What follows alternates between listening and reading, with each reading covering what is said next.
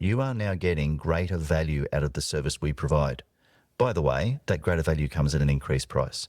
But what's your value? Is that worth it? And you should charge what's Charge worth accordingly. that exhaustion. Yeah. Because if you're charging less than what you deserve to be when you're exhausted, give yourself a moment and think about what you truly believe is your value in your time. How much do you value yourself? In this edition of the Mastermind for Business podcast, we're going to be talking about the difference between value and price and why you should be focusing more on one than the other, and how if you do that, it'll help you to scale a business which is a whole lot less reliant on you. If you want more time, money, freedom, and have a business that's not reliant on you, then you're in the right place. Each week, Mark Creedon, along with some of the very best business minds in the world, will take you through simple, practical steps you can take to create the business you always wanted. From his own practical experience, Mark will show you how to work less, make more, and get the business you always wanted, the one that you deserve. Now here's your host, one of Australia's most sought-after business coaches, Mark Creedon. Welcome to the latest edition of the Mastermind for Business podcast. In the studio with me this time is Caroline. Caroline, good afternoon. Good afternoon. Thank you for joining us. Think it's your privilege? It's my privilege. Like I say, Caroline, I appreciate you. I wake up every single morning, look across at you and realise what a lucky woman you are. Boom, boom. Hey, let's talk about value versus price. So we were having a conversation with a mastermind member the other day about being able to send some invoices. And he was saying, well, I feel really nervous about sending these invoices out because it's a lot of money, and I'm worried that the people will see that and they won't see the worth or the value in it. And so he was going to spend a whole heap of time justifying the invoice, essentially. And so what we said to him was, well, let's not worry about justifying the price. Let's take your thinking away from price and let's take your thinking into value. What's the value that you added for the client? And if you're comfortable that you can show the value, then the price shouldn't really become relevant. It's irrelevant. The price is irrelevant to a certain position. Yeah. If you're working with the right people, price is definitely right. the issue. But do you know what? We often, when we're working with our clients' teams and say you've got salespeople, one of the things we often hear from salespeople is, look, I'm not hitting my targets because of the price. It's price. It's a go-to, isn't it? I think a fallback? In a lot of ways, it can be a little bit lazy because you're pushing your issue to somebody else. So you will blame. So instead of you blaming yourself or you being accountable to yourself, you're sort of making that a secondary. It's actually not about the market necessarily, but it's about how your perception of the market or how you're reading the people that you're approaching. So in some ways, what you're saying is it's an excuse. Yeah. That saying that it's price is an excuse. Yeah. But I mean, one of the things that's pretty more blunt than I would have gone for, but that's reality, yeah. 100%. I mean, one of the things that we teach in Mastermind, because the concept of Mastermind, is to help business owners to get freedom, right? So the business is less reliant on them. So if they are doing everything, including doing all of the selling in their business, if they've got a business that relies on sort of some direct sales, if they're doing all the selling, then they're never going to get that freedom. Business is always going to be reliant on them. So that they need to get people on board to selling. And selling can be super simple. We've got a really simple 6-step process, a sales strategy process that we use. And if we can get people to understand that 6-step process, but interestingly, in that 6 steps, and we've spoken about that before in this podcast, that it's around problem, prescription, promise, model, logistics, and price. Price is the last thing. Right? Because if you work your way through those other 5 steps, you should have shown the value to the prospect so that by the time you come to price, it's just irrelevant. It's irrelevant. Yeah. Yeah. Yeah. And if price was always the issue, and we've had this conversation where we've been working with a client's sales team and they've gone, oh, it's just price. Price is always the issue. But if price was the issue, there'd be no Rolls-Royce dealerships. No, I think you need to pick up on what their biggest pain point is. For some people, depending on what your product is, their biggest pain point is time. So Yep. you need to show them that what you're offering is going to solve that problem for them. Is their problem that they don't have the skills to be able to provide the engineering or the licensing or, Yep. you know, the legal sign-offs and all those sorts of things? Then that is something that they can't do, and they need you. So you need to be very clear that that's But what they then, need. you see, then that is value. Yes, that's your value. Yeah, That's your that's value. the value. That's the value that you bring. Yes. You know, if you so I think one of the things that can stop people from being able to step out of their business is not perceiving the value. So how do they not scale their business because they're, as this mastermind member was, so worried about sending an account for a price? By the way, he sent the account, and I just said, you know, because I said to him, what's it worth in terms of value? This, send that account. He sent the account, and we're talking about quite a large 5-figure account. He sent the account. Within minutes, he got an email back from the client saying, thank you so much for all of your help. We couldn't have done this without you. Within an hour or so, the account was paid. Yes. And I think from record that he was actually able to approach that same person and got more work from that. Yep, 100%, you're correct. So it was a no-brainer to ask for more work as well. But you know what? Here's the thing. So in his own world, he was sitting in fear. He was sitting in fear of sending that account. He was worried about that the client would say it was too much, that it would lead to rejection, that he wouldn't get the money, that the client wouldn't give him any more work. And yet all of those were completely blown out of the park. Yep. Right? Or blown out of the water. Before we finish this episode, I want to talk about how you've got to be careful not to project your own mindset Yep. onto those discussions. But isn't it interesting that all of those fears, they weren't real? No, I think, you know, those fears start generating from when we're children. We're taught, parents of baby boomers and, you know, my generation, younger to your generation, we were taught different things. So, you know, to save, not to spend money, that wealthy people were, you know, not nice and things like that. So I think your thermostat, your wealth thermostat changes a little bit, and your opinions on what you should spend your money on have varied. I know the concept of having a cleaner for me 10 years ago would have been like, no, that's just, That's excessive. that's very selfish to be able to have a cleaner. I wouldn't bother cleaning my house anymore. I'd rather just pay the $100 to have somebody come and clean my house. I have no issues with that. Yeah, but okay, so that's a really good point, because that's not about laziness. No, I don't It's have not the about time. entitlement. Well, you do have the time. It's not true. You do have the time. Well, that's not a priority Right. It's not. for It's, me to have to do. right. It's not the highest and best use of your No. time.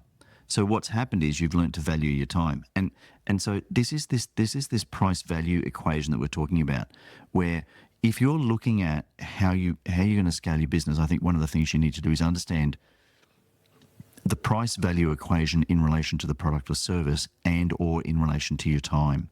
So that's in terms of what you charge, but also in terms of what you pay people to do. Yep. I can help more people when I'm not cleaning the house, or when I'm not doing mundane things that I could pay somebody else to do, or administration things. Yep. I can help more people when I'm not doing that, Yep. which means that I can make more money Yep. to be able to do things, to choose to do things that I want to be able to do, That's or to right. spend more time with the grandkids, or whatever that might be. Yep. Obviously, spend more time with you, but, you know, have a nicer holiday than what I would if I had to do that as well. And the truth is, Tiffany does a better job at cleaning the house than you anyway. So Yes, she's amazing. so it works out well. But I think it's an interesting point you make around the concept of understanding value and time, and valuing your time, and the differentiation between value and price. But I think this is something that as business owners we have to make sure that we get, because if we use one of your favourite sayings, which is fish rots from the head down, we have to get it so that we can teach it to our team. Otherwise you run the risk where, and Nick and I were talking about this in the last episode, we were talking about scope creep and saying no. But otherwise you get the situation where, and we've seen it, where somebody who's working for you says, oh, I threw that in, or I gave them a discount, or, I had it in the Metropole Group not long ago where somebody said, oh, I gave them a discount. I go, well, why? Oh, because of such and such. I went, okay, so did they get any less value? No, they got the same value. Well, then why the hell would you give them a discount? Yep. It's a bit like when somebody says to you, oh, do you know where I can get a good cheap haircut? You can't have both. You can't have give a you good one of haircut those. and pay Yeah. pennies for it. You either want to get a good haircut and Yeah. get a good product, or Or you pay cheap and get a shit haircut. pay cheap and good luck. Yeah. But I think it's a really interesting thing that people, again, if we're talking about helping business owners to get freedom, one of the things, there's two things. One, you need to have a really clear understanding for yourself about value versus price, Yeah. and that you need to talk in terms of value. One of the very early things that I learned in sales was to not talk about price, but to talk about investment. People are, what's it cost? Look, the investment's only $2,000 or whatever it might be. So I think for you needing to do that, but in order to get real freedom for you, you actually have to have people who are doing those jobs for you. You're selling jobs. They need to get it. Yeah, I think if you can get somebody to a stage where they want to ask you how much something is, instead of them, somebody says, well, how much is that going to be for me? How much is that going to hurt? You say, well, that's actually the wrong question that Yep. you're asking. Maybe you should be asking me, what am I going to do to solve your problems?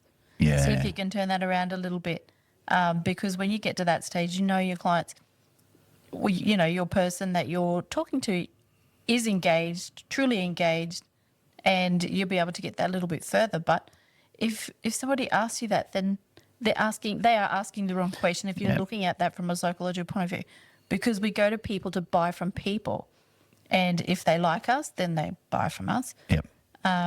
They'll know, like, trust. No like trust. Buy. So I think, sometimes you need to sort of Yeah, it's give interesting. the 'Cause hard answer. Yeah, I remember back in the days when we were doing one-on-one coaching, consulting, and I remember having a prospect say to me, okay, so, what's it going to cost? And I gave him the price, and the question he came back with, well, how many hours a week of your time am I going to get for that? And my answer to him was, that is the wrong question to be asking me. Yeah. The question you should be asking me will be, all right, Mark, what can I expect as an outcome from working with you? Yeah. Do you know? So it like, as we say, in our mastermind program, shameless plug, but in our mastermind program now, we always say to people, our job is to have you work less, right? If we can have you working less in the business so that you can spend more time in your life and less time in your business, if we can have you working, less time, more time doing the things that you love doing now, whether it's time with family or time on your hobbies or time on holidays, or whether it's actually time in the business but doing the stuff that you really love to do, then that's the outcome. So the question about what can Mastermind do is not what does it cost, but what's the outcome. Yeah. And if you place a value on that outcome, then the cost is a fraction of that value. Yeah. Yeah. Yeah, well, I mean, I don't mean to sound arrogant, but I'm worth what I charge people, because, and I truly believe that the product that I provide, or that we provide, Yep. is 100% value. I truly believe that. Yep. And if you've got a sales team, they need to truly believe that what they are trying to teach somebody that is good value, Yeah. They need to be able to believe, you need to be able to believe that as a salespeople. And regardless of your industry, we're all in sales. In one way or another one at way or various another. stages. Yep, I agree. But they need to be believers. And I'm talking about Justin Bieber, but they do need to be believers in the product. Right. So you got to believe in the product. You got to believe in yourself. And I just think that all comes down to that value proposition. We talk about value propositions in business, but I mean, there's kind of a bit of a wank value in that. I want to talk about just what I'm talking about here is understanding the value that you bring via the service that you provide. Yeah. And no one will. And it's interesting. You've used the term believe quite a few times, which is interestingly, as you know, the title of my next book, The Belief Blueprint, how to transform your business using the power of belief. But once you believe in the value, then it becomes so much easier to talk about price because you're not selling price. You're actually selling the value. Yes, it's just a conversation piece. It's not a sales piece. No. If you're just having a casual conversation, you're telling people what you truly believe. It's just a conversation. If you don't believe, it becomes a sales piece. Yeah, you know the other thing that Nick was saying in the last episode last week was that nobody will value you or your time until you do. Yeah. So again, nobody will value the service or product that you're offering until you do. And so I just think so if you're listening to this podcast now and you're going, yep, the business is just so reliant on me, one of the areas may very well be that you haven't shifted your thinking from pricing to value, or equally, if not more importantly, you haven't shifted the thinking of your team from pricing to value. They've got to see the value in what you do, and then they've actually got to believe in it. Yeah. Yeah. I think that, you listen to podcasts, you might be going for a walk or driving home. Have a think, give yourself a moment and think about what you truly believe is your value in your time. And how much do you value yourself in what you do and the benefits you add to other people? Because you can be a bit complacent. Sometimes you just, you're doing the grind and you're working your magic. Yep. And you get home, you're driving home, and it's exhausted. Yep. But what's your value? Is that worth it? And you should charge what's worth accordingly. that exhaustion. Yeah. Because if you're charging less than what you deserve to be when you're exhausted, so then why bother? And bother? I think it's a fear factor too, Caroline. Again, going back to we were working with another mastermind client who was looking at increasing prices, and their comment to me at the time was, "We'll lose clients. We will lose clients." And I went, "Okay, so let's now talk about how we're going to communicate this increase in price. We're going to communicate this increase in price not as an increase in price, but an increase in service offering, right? And we're going to link that increase in service offering to an increase in value. So, dear client, you are now getting greater value out of the service we provide. By the way, that greater value comes at an increased price." When we implemented that, all of the fear that they had about losing clients just disappeared. And in fact, they were predicting, 20% drop off or whatever it might be. I think they got like a 0.2% drop off. yeah.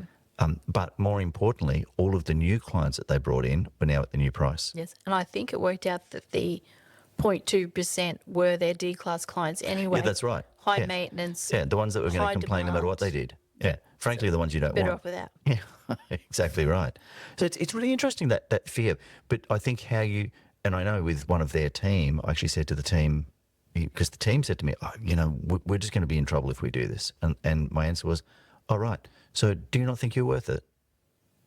Do you not think you're worth that price? Oh, well, of course I do. Well, if you think you're worth it, then that's, What's again, the question? Yeah, 100%, just changing it from pricing to value.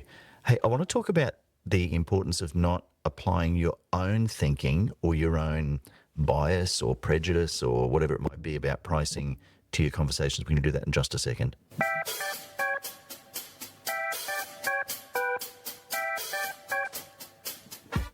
So, Caroline, we're talking about, here I am trying to panel operate and man of many talents. DJ Mark. That's right. If you're listening to this, go to the YouTube channel and you'll see what we're talking about.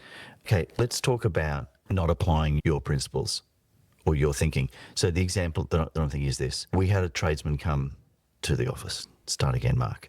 We had a tradesman come to home.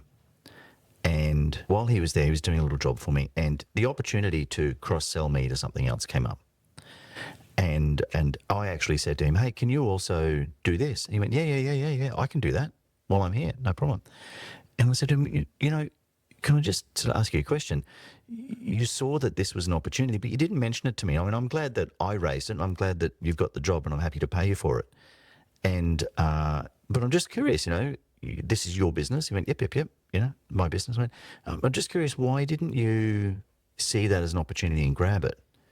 And he said to me, oh, I was worried because you were paying me so much to do this job that if I then suggested another job, you might have thought that I was just trying to grab money, and you're already spending a lot of money, right? I listen down. I think that's craziness. Crazy on so Well, many levels. Well, it's going to get a bit crazier because do you know how much the job was that we paid him to do? It was $600. So he was worried that because he was doing a $600 job for me, that to suggest a $150 job that he could see needed to be done, that I might have said no. Because not because he was afraid of actually, he wasn't afraid of asking per se. He wasn't afraid of asking for the work. He was afraid that I was spending so much money. So to him, in his way of thinking, $650 was a lot of money. To me, I mean, I would have paid double that to get the job done. Yeah. Again, like you said earlier in this episode, not to be arrogant about it, but I mean, it was a ton of my time that is far better off spent either helping our clients or doing stuff that I actually really want to do. Yeah. Not doing this job. But it's an example where he applied his principles. He actually didn't stop and think, actually, hang on. When I quoted this bloke, he said, yes, in a heartbeat. You know, obviously he can afford it. He's inside my house. I'm not, you know, we don't live in a palace or anything, but I mean, obviously we can afford it. He applied his thinking. In some ways, he's being a little bit unfair because he's not, well, clearly he's not valuing his time, but he's assuming that his customer's time is equal to the same amount as his time or your perception of his time. Yeah. And it's not. Everybody's value has good value. Yeah. And their time is valuable. Yeah. I guess the big thing that I really took away from that, well, there's probably two things. One, I think he was applying his view of what's a lot of money, right? And I think that's probably a mistake. But I think the other thing too is that he was just afraid of asking that question. Now, I always like to think that if there's an opportunity, I'll ask the question because it's a 50-50 chance, right? They're going to say yes or no. Yeah. Like they're actually not bad odds. If I could, you know, put some money on a horse or at the casino and I was guaranteed 50-50 odds, I suppose you do red or black on the roulette wheel, but the return's pretty low. So 1 for 1 or something, isn't it? I don't know. I don't believe. No, I mean, I've been And a I'd long get time. mad at you if you did. Yeah, been a long Because I'd time since rather I've you been go to to the the jewelry casino. shop instead. Oh, yeah, that's a good point. But the point is, I think he was applying his fear factor. Hey, let's just quickly recap on what we've spoken about. So we've spoken about the fact that that if you want to scale yourself into freedom in your business, you need to start thinking about how you make more by doing less. How you make more by doing less is by focusing on value over price, number one. Number two is by helping your team to value themselves, to value the service that you have.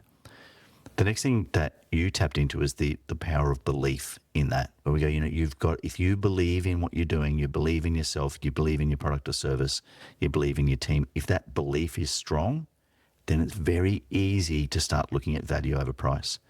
And then the third thing we looked at was be careful not to apply your own levels of pricing. You know, that mastermind member goes, oh, this is a really big bill. It's, you know, it's tens of thousands of dollars. Yeah. Client paid it within an hour and a half and gave him more work. You gave him more work. So to the client, it wasn't a big bill because the client just went, it was great value. How good's that? And you can look at your customer's value and their value to you as a customer which is the other side of looking at it. Why would you not spend the time? Why would you not, quote them what you deserve to be paid? Yeah. There's that old saying about, the man who's selling a horse and the purchaser says to the vendor, what do you offer? He goes, oh, $100. So he pays $100 for the horse. As the man's walking away with the horse, he goes, oh, if only you knew, I would have paid 150. And the other bloke's walking away with the cash going, oh, if only you knew, I would have accepted 50.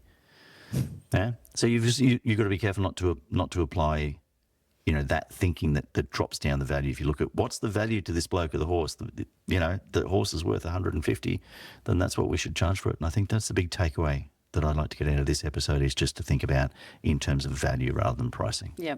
Cool. Definitely. Caroline, thank you. No, Mark, thank you. It's good to have you guys. These are the sort of things that we teach our mastermind members in our mastermind program. If you are in a small business and you just feel enslaved by it, or you feel trapped by it, and you'd really like to get freedom, you'd like to get back to the business that, the reason you started in the first place, metropolemastermind.com.au. Love to have a chat to you about it. Until we see you next time, please make sure you spend time with those who matter most.